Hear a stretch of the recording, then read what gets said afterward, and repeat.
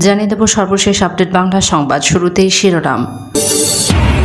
Reserve চুরির দায়ে মার্কিন গোয়েন্দার হাতে আটক প্রধানমন্ত্রী পুত্র সচিপদের জয়, 20 বছরের জেল ঘোষণা। পিনাকি ভট্টাচার্যের গুরুত্বপূর্ণ প্রতিবেদন।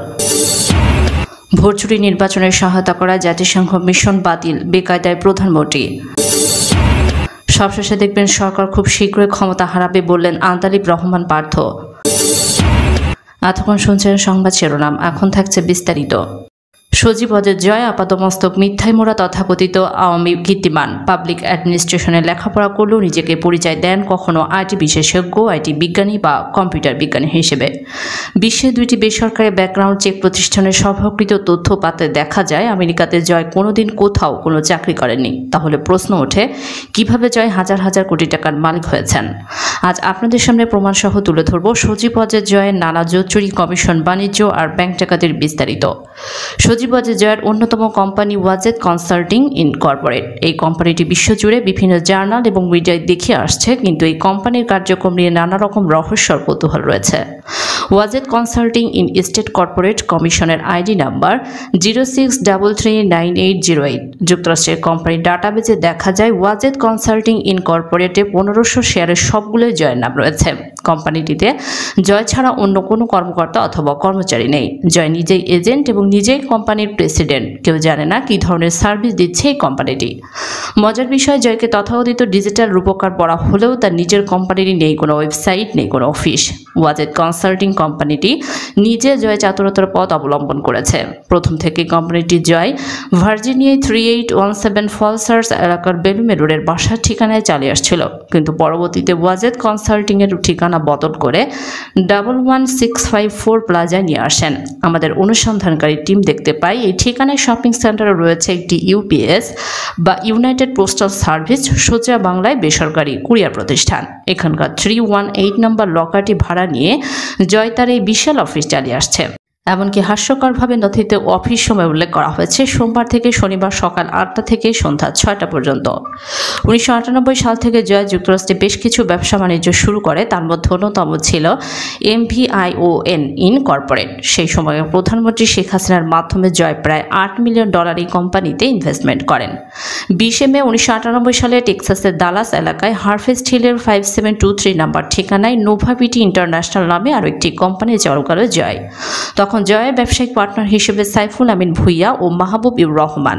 2008 সালে মঈন ফখরুদ্দিনের মাধ্যমে শেখ হাসিনা ক্ষমতায় আসার পরপরই 2009 সালে Blue Ridge Investment and Finance নামের একটি কোম্পানি চালু করে জয়। এই কোম্পানিটির নামে ভার্জিনিয়া গ্রেট ফলসে স্টিং বিল রোডে 619 নম্বর বাড়িটি। কোম্পানির স্টেট কর্পোরেশন কমিশন আইডি নম্বর S2697078। এই কোম্পানিটির মাধ্যমে মার্কিন তেল কোম্পানি সেভরনকে বিনা টেন্ডারে 52 মিলিয়ন কাজ পাইয়ে দিতে তৌফিক ইলাহি ও জয় দুজনে মিলে $5 বিলিয়ন ঘুষ নিয়েছে। এছাড়া SIM গ্লোবাল সার্ভিস ইন কোম্পানিটি DUNS নাম্বার 198206117, যা মার্কিন স্টেটের 4823 বাড়িটির ঠিকানায় কোম্পানিটি চালু করে ডিজিটাল জাকাত জয়। এই কোম্পানির মাধ্যমে তার অবৈধ VoIP ব্যবসা পরিচালিত হয়। 2902 কোটি টাকা ব্যয়ে নির্মিত বঙ্গবন্ধু স্যাটেলাইট 1 প্রজেক্ট থেকে $42 মিলিয়ন, যা বাংলাদেশি টাকায় 353 কোটি টাকা কমিশন বাণিজ্যিক হিসেবে পেয়েছে সচিপদের জয়। SpaceX, space partnership international ও BTRCর যৌথ প্রজেক্ট একটি বিয়ার কোম্পানির মাধ্যমে জয় টাকা গ্রহণ করেছে। এমনকি অবৈধ কমিশন বাণিজ্য প্রাতিষ্ঠানিক রূপ দেওয়ার জন্য 31 জুলাই 2018 সালে গাজীপুরে উদ্বোধন করা হয় সচিপদের জয় গ্রাউন্ড স্টেশন।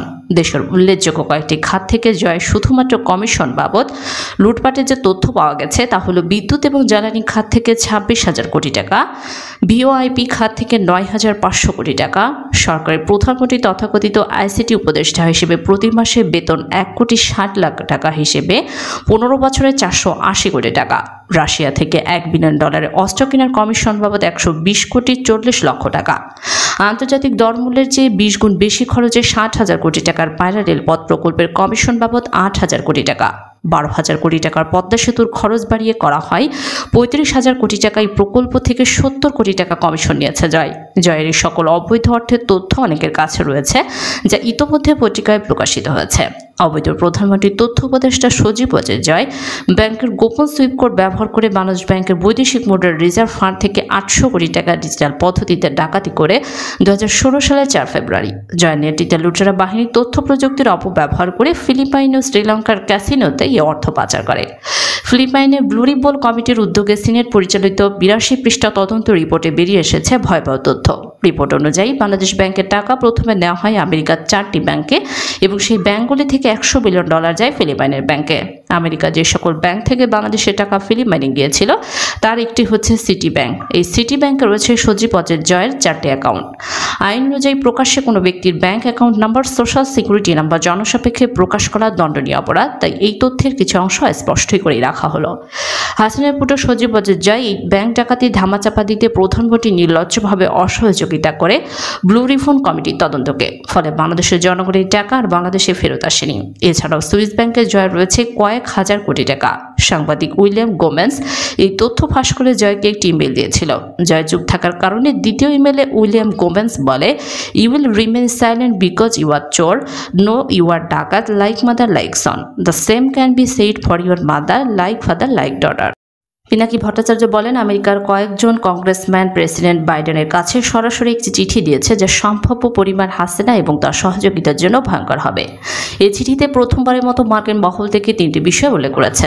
প্রথমত, জনগণের বিরুদ্ধে বিচার বহির্ভূত হত্যা সহ বিভিন্ন অপরাধের জন্য হাসিনাকে সরাসরি দায়ী করা হয়েছে। এবার কিন্তু র্যাব না, সরাসরি হাসিনাকে দায়ী করা হয়েছে। দ্বিতীয়ত, বাংলাদেশের সংখ্যালঘু সম্প্রদায়ের উপরে নিপীড়নের দায় হাসিনার সরকারের উপর দেওয়া হয়েছে। 3 নম্বর, বাংলাদেশের পুলিশ এবং সামরিক বাহিনীর সদস্যদের জাতিসংঘ শান্তিরক্ষা মিশনে অংশগ্রহণ নিষিদ্ধ করার ব্যবস্থা নেওয়ার জন্য অনুরোধ করা হয়েছে। ডয়েচে ভেলের একটি প্রতিবেদনের রেফারেন্স দিয়ে চিঠিতে বলা হয়েছে, বিচার বহির্ভূত হত্যা এবং গুমের ঘটনা হাসিনা এবং তার স্বরাষ্ট্রমন্ত্রীর নির্দেশ ছাড়া সম্ভব ছিল না। র্যাবের ওপর নিষেধাজ্ঞার পরও হাসিনা বাংলাদেশের জনগণের উপর দমন পীড়ন আরও তীব্র করেছে। তারা বলেছে, র্যাবের উপর স্যাংশন হাসিনার গণতন্ত্র বিধ্বংসী কর্মকাণ্ড থামিয়ে দেওয়ার ব্যাপারে যথেষ্টভাবে সফল হয়নি। নিজের জনগণের বিরুদ্ধে হাসিনা এই সমস্ত কর্মকাণ্ড মানবতা বিরোধী অপরাধ হিসেবে কংগ্রেসম্যান দেখছে। এটা একটি অত্যন্ত গুরুত্বপূর্ণ ঘটনা। হাসিনার বিরুদ্ধে এই সকল অভিযোগ কেবল অভিযোগ আকারেই থাকবে তা ভাবার কোনো অবকাশ নেই। পিনাকি ভট্টাচার্য বলেন, আমরা দেখেছি অতীতে বিভিন্ন দেশে এই ধরনের অপশাসকদের কি করুণ পরিণতি হয়েছে। হাসিনারও এই একই পরিণতি হবে।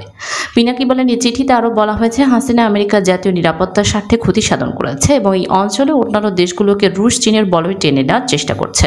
অর্থাৎ তার হাসিনাকে আমেরিকার শত্রু হিসেবে চিহ্নিত করছে। পিনাকি ভট্টাচার্য বলেন, আমরা সবসময় দেখেছি হেফাজত, বিএনপি, জামায়াত ইসলামকে সংখ্যালঘুদের শত্রু হিসেবে আখ্যায়িত করে আওয়ামী লীগ, কিন্তু এই চিঠিতে উল্টো বলা হয়েছে হাসিনার শাসনকালে বাংলাদেশে হিন্দু এবং খ্রিস্টান সম্প্রদায়ের ওপর ব্যাপক নিপীড়ন চালানো হয়েছে। এই চিঠির 3য় প্রধান বিষয়বস্তু হচ্ছে, আমাদের সামরিক বাহিনীর জন্য অত্যন্ত গুরুত্বপূর্ণ। আমার প্রিয় সেনা সদস্যরা শোনেন, হাসিনা কি অবস্থা করেছে আপনাদের। জাতিসংঘ শান্তিরক্ষা মিশনে আপনাদের মহান কর্মযোগ্য কেবলমাত্র হাসিনার অপশাসনের কারণে আজ একটি সংকটের মধ্যে পড়ে গেল। এই কংগ্রেসম্যানদের অনুরোধ অনুযায়ী যদি জাতিসংঘে বাংলাদেশের সেনাবাহিনী অংশগ্রহণ স্থগিত হয়ে যায়, তাহলে আমাদের দেশের স্বার্থ এবং ভাবমূর্তির ওপরে হবে তা একটি বিশাল আঘাত। শান্তি রক্ষা করা, আত্মমানবতার সেবা করার পাশাপাশি মিশনের একটি অর্থকরী দিক আছে, যেটি আমাদের মনে রাখা দরকার। আমাদের সেনাবাহিনীর জেনারেল সাহেবদের খুশি করার জন্য হাসিনা তাদের টাকা পয়সা, বিভিন্ন সুযোগ সুবিধা সবকিছু দিয়েছে। এর প্রধান উদ্দেশ্য হচ্ছে আর্মি সিনিয়র অফিসাররা যেন হাসিনাকে আবার জয় বাংলা করে না দেয়, কিন্তু অপেক্ষাকৃত জুনিয়র লেভেলের অফিসাররা কিংবা নন কমিশন অফিসার বা জওয়ানেরাই সুবিধা পায় না।